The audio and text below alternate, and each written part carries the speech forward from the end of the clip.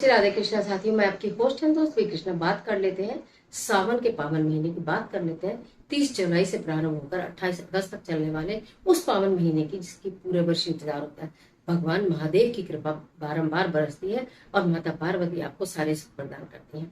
इस सावन की पूरी सीरीज आपको दूंगी, मैं हर चीज बताऊंगी। सावन के सोमवार का, मंगला गौरी व्रत का किस प्रकार करना है, क्या नहीं सावन के पूरे व्रत करना चाहें तो क्या करें। लेकिन आज की वीडियो में हम जानेंगे कि सावन में मात्र एक संकल्प से, एक लोटा जल के एक संकल्प से किस प्रकार महादेव को प्रसन्न कर सकते हैं, किस प्रकार अपनी मनोकामना पूरी कर सकते हैं, किस प्रकार अपने दुखों कष्टों का अंत कर सकते हैं, किस प्रकार अपने संकट दूर कर सकते हैं। सारी जानकारी लेकर आपके बीच में मैं बात कर रही हूँ सावन के महीने की। बात कर रही हूँ 30 जुलाई से प्रारंभ होने वाला वो सावन का अद्भुत महीना जिसमें महादेव की कृपा झमाझम बरसती है। इसमें बहुत सारी चीजें आपको करनी होती है। वीडियो दूंगी कि आपको खरीदना चाहिए, क्या आपको चढ़ाना चाहिए, बहुत सारी वीडियोस दूंगी। लेकिन सबसे पहले ना आप लोगों को क्या करना चाहिए, ये पावन महीना, इस सावन के महीने में आपको भगवान शिव को प्रसन्न करने के लिए मात्र एक लोटा जल की जरूरत है। पूरी श्रद्धा और विश्वास के साथ, प्रेम के साथ एक लोटा जल और एक संकल्प। पूरे संकल्प के साथ जो कार्य किया जाता है उसका फल निश्चित प्राप्त होता है। 100% उसका परिणाम आपको देखने के लिए मिलता है। आपको करना क्या है, यदि आप किसी ऐसे स्थान पर रहते हैं जहां आसपास कहीं शिवालय नहीं है तो मैं आपको बता रही हूँ, और अगर शिवालय जा सकते हैं तो बहुत ही उत्तम है।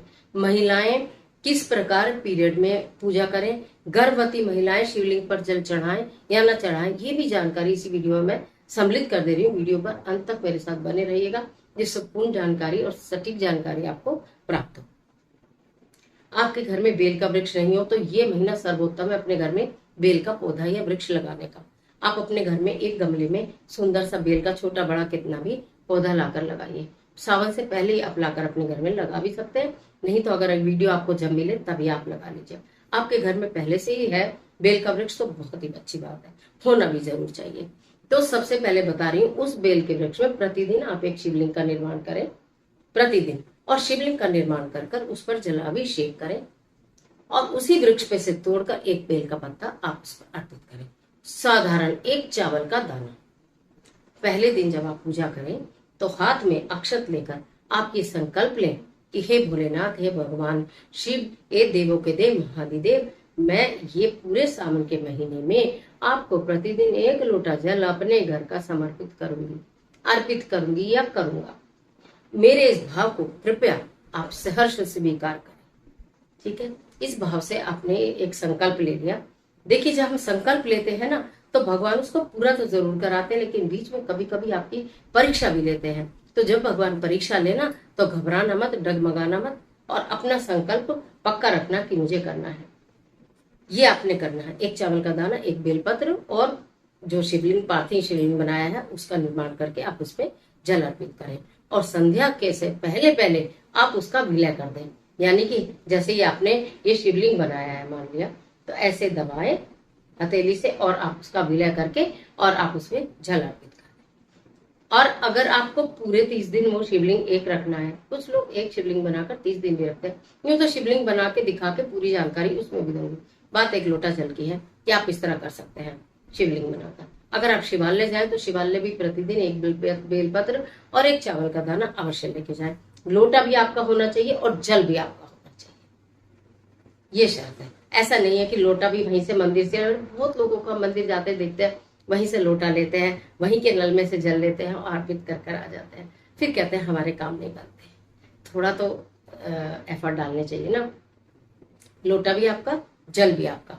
जल अर्पित करें, वहां बैठकर ओम नमः शिवाय शिवाय नमः मंत्र का जाप करें, महामृत्युंजय मंत्र का जाप करें। पूरे सावन भर जो भी व्यक्ति महामृत्युंजय मंत्र का जाप कर लेता है उसके जीवन में कहते हैं ना, अचानक आने वाला काल सर्प योग भी दूर हो जाता है, मृत्यु तुल्य योग भी टल जाता है जो महामृत्युंजय मंत्र का जाप करता है। ओम त्र्यंबकम यजामहे सुगंधिम पुष्टिवर्धनम उर्वारुकमेव बंधनात् मृत्युर्मोक्षे मामृतात्। इसका अगर आप जाप कर लेते हैं, घी का दिया लगाएं, जैसे जो आपकी श्रद्धा हो, फल चढ़ाएं, फूल चढ़ाएं, चंदन चढ़ाएं, सब कुछ चढ़ाएं। लेकिन जो मैंने बताया खासतौर से बस अगर और कुछ ना कर पाए तो वो जरूर करें संकल्प लेकर। ये तो बात आपकी यहाँ पर क्लियर हो गई।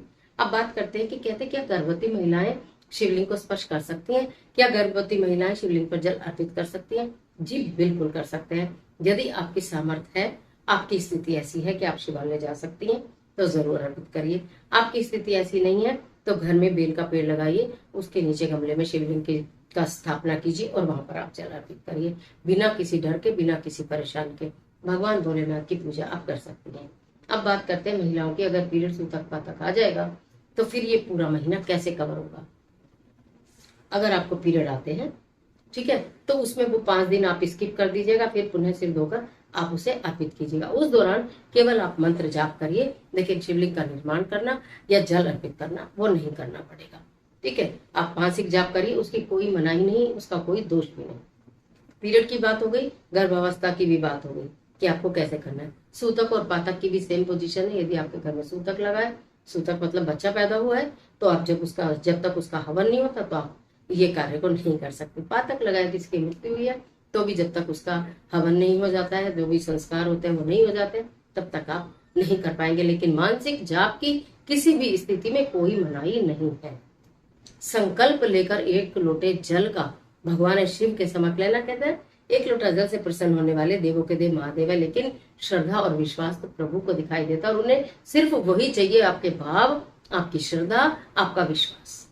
कैसा भी आपके जीवन में संकट आ रहा हो, कैसी भी दुख की घड़ी हो, कैसी भी तकलीफ की घड़ी हो, सब दूर हो जाएगी।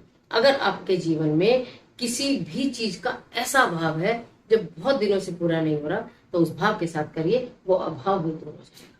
तो पूरे सावन के महीने में 1 मंत्र मैंने आपको बता दिया, महामृत्युंजय मंत्र। 1 लोटा जल मैंने आपको बता दिया, आपका ही लोटा, आपका ही जल, और आपके ही पैदल चल के जाए तो अति उत्तम, और नहीं तो जैसे आप कर पाए वैसे कर लीजिएगा। दोनों तरीके मैंने बता दिए। तीसरी बात, किसी के घर में ना पार्थिव शिवलिंग होते हैं, स्फटिक के या जो भी शिवलिंग है, तो क्या उन पर भी जलाभिषेक कर सकते हैं? बिल्कुल कर सकते।